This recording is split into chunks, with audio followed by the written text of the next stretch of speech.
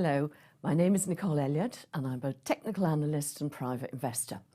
And today I'm going to bang on about bonds again. I know I'm a bit boring about this, but they really are where it's at in the wholesale markets here and now.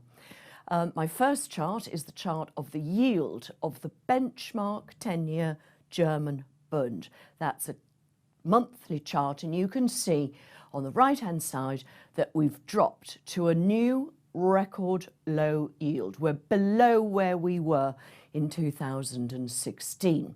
Now, this has been dipping into negative territory, minus 15 basis points 3 years ago.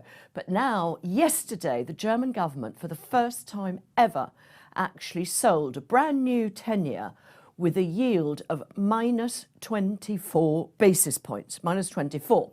And loads of people are saying, well, who in their right mind would buy something like this? Because if you hold it to maturity, you're bound to lose money. Well, you know, it could be worse. If I were to park my money at the European Central Bank, I will be penalised by 40 basis points every year.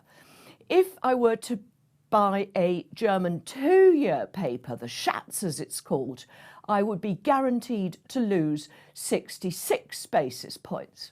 And if I were to park my money at the Swiss National Bank, who today have tweaked the reference rate that they use, not the amount, but how it's calculated, I would guarantee to lose minus 75 basis points every year. So, you know, there is relative value in a negative yielding 10-year Bund.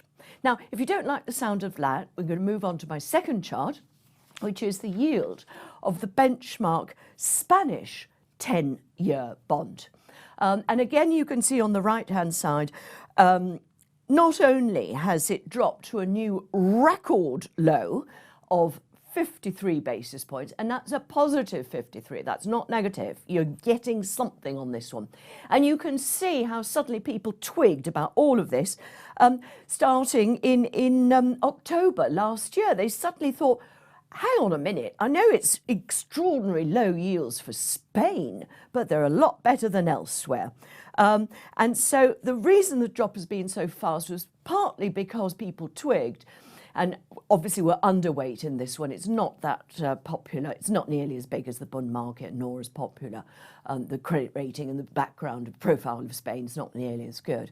But suddenly, compared to other stuff that you could have bought, this one looked great. And then there's the relative move. You see, it's playing catch up to where the other ones are. And the closer the others get to zero or negative, the more attractive something like this feels at 53 basis points.